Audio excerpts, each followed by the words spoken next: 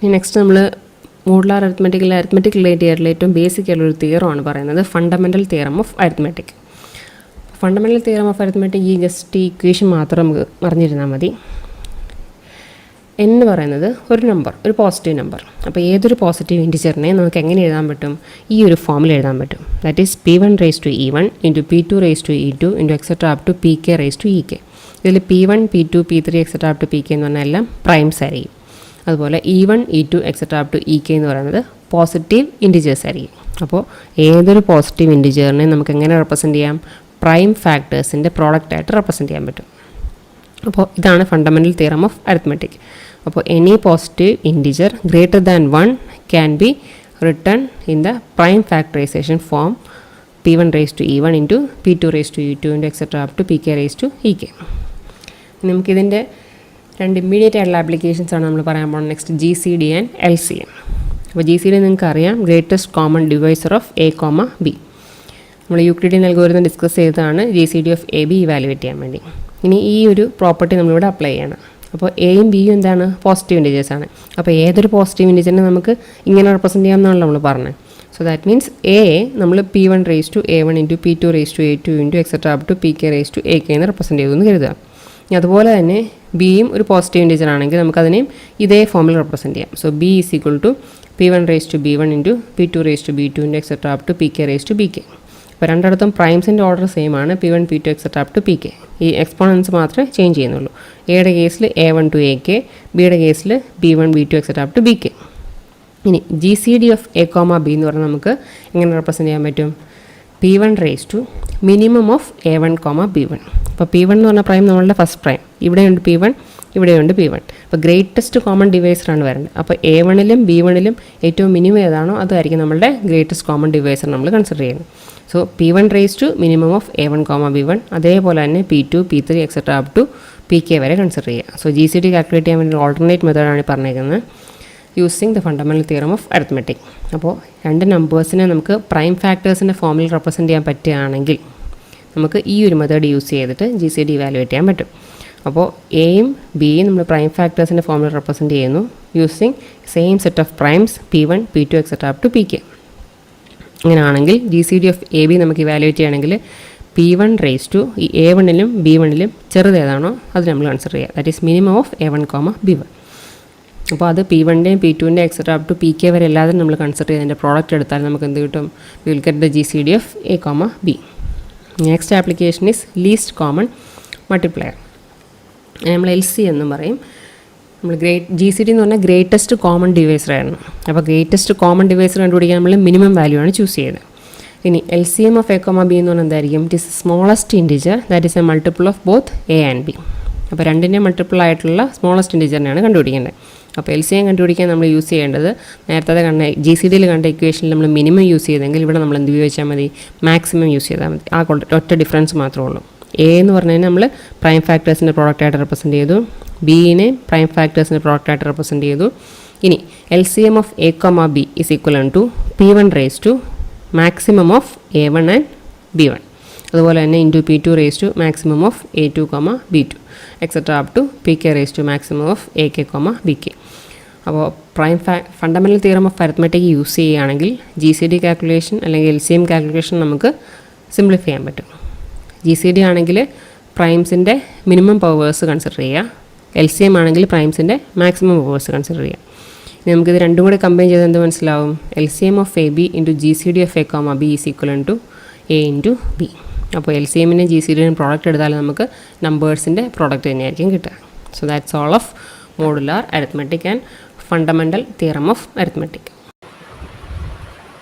Module 4 factorisation methods ആണ് നമ്മൾ പറഞ്ഞുകൊണ്ടിരുന്നത്. ഫസ്റ്റ് ഫെർമാറ്റ് ഫാക്ടറൈസേഷൻ മെത്തേഡ് നമ്മൾ പറഞ്ഞു. നെക്സ്റ്റ് ഒന്നാണ് പൊള്ളാർഡ് P-1 ഫാക്ടറൈസേഷൻ മെത്തേഡ്. ഇപ്പോൾ ജോൺ എം പൊള്ളാർഡ് എന്ന് പറഞ്ഞ ആളാണ് ഇത് ഡെവലപ്പ് ചെയ്തത്.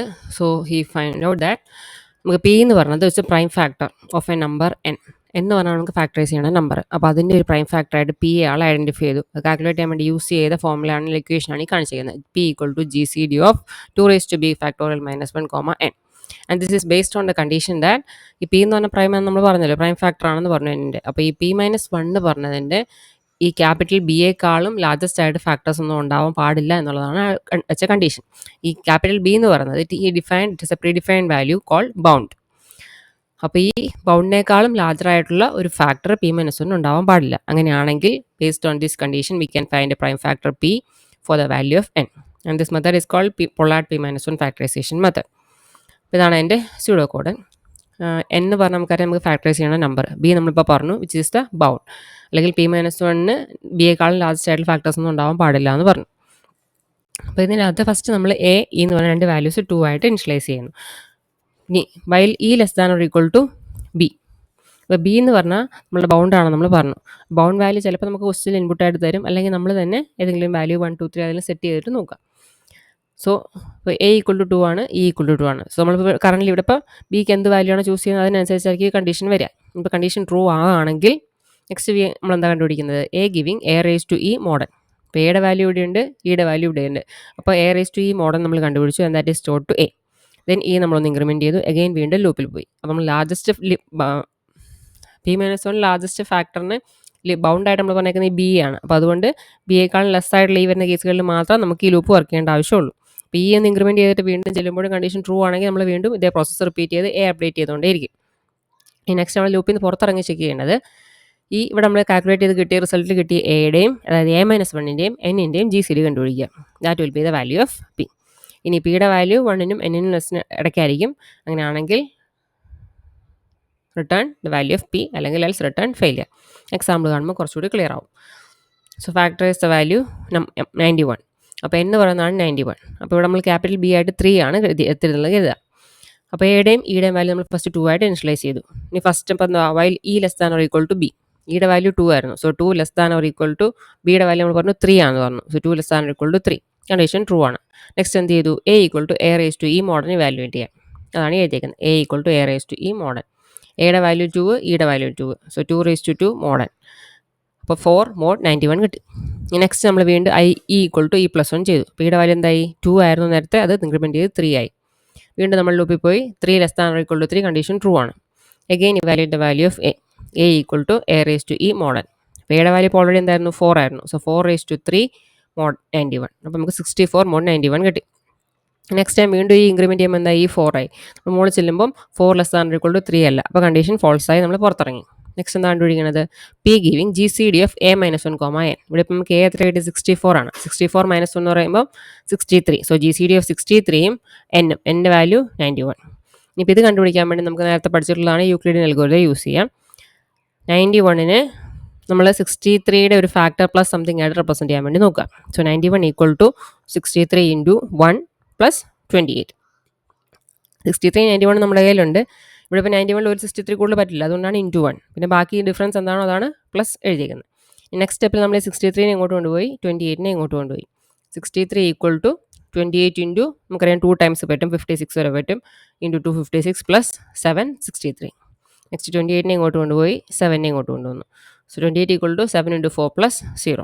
അപ്പോൾ നമുക്ക് ഇവിടെ 0 കിട്ടിക്കഴിഞ്ഞാൽ നമുക്കറിയാം നമ്മളെ പ്രോസസ്സ് കഴിഞ്ഞു. G C D will be the value of 7. അപ്പോൾ നമ്മൾ നെക്സ്റ്റ് കണ്ടീഷൻ എന്തായിരുന്നു? 1 less than P less than N. അപ്പോൾ 1 ലെസ് ദാൻ 7 ലെസ് ദാൻ 91 ആണ് return the value of P. അപ്പോൾ പിയുടെ വാല്യൂ എത്രയാണ് നമുക്ക് കിട്ടിയത്? 7 ആണ്. ഇനി 7 നമുക്ക് 91 കൊണ്ട് ഡിവൈഡ് ചെയ്ത് നമുക്ക് അടുത്ത പ്രൈം ഫാക്ടർ 13 കിട്ടും.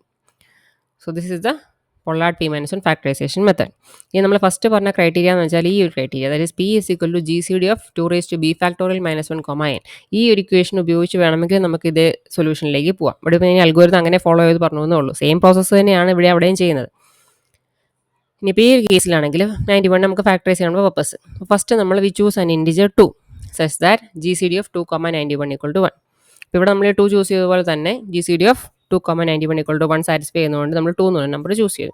ഇനി ബി ഈക്വൽ ടു ഇവിടെ നമ്മൾ 3 എന്ന് പറഞ്ഞാൽ ഫിക്സ് ചെയ്തിട്ടാണ് പ്രോസസ്സ് ചെയ്തത്. ഇവിടെ നമ്മൾ ബി ഈക്വൽ ടു 1 2 3 എന്ന് പറഞ്ഞാൽ ട്രൈ ചെയ്ത് നോക്കുന്നു. So B equal to 1 start ചെയ്യാം.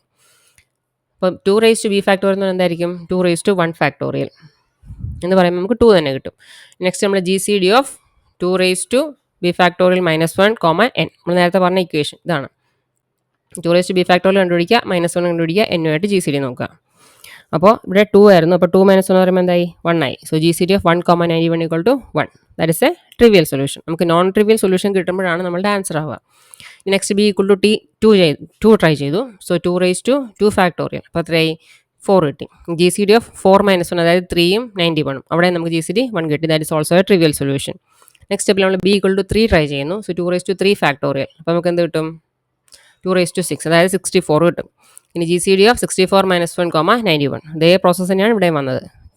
ഇക്വേഷൻസിനെ വേറെ രീതിയിൽ റീറൈറ്റ് ചെയ്തിട്ടുണ്ടെന്ന് മാത്രമേ ഉള്ളൂ. So GCD C D of 63 and 91. അപ്പോൾ നമുക്ക് എന്ത് കിട്ടി we will get a non-trivial solution 7 which is a factor of 91 and it's a prime factor of 91. So that is Pollard p - 1 factorization method. അപ്പോൾ 7 കിട്ടിക്കഴിഞ്ഞാൽ നമുക്ക് 91/7 ചെയ്താൽ നമുക്ക് അടുത്ത 13 എന്ന ഫാക്ടർ കിട്ടും.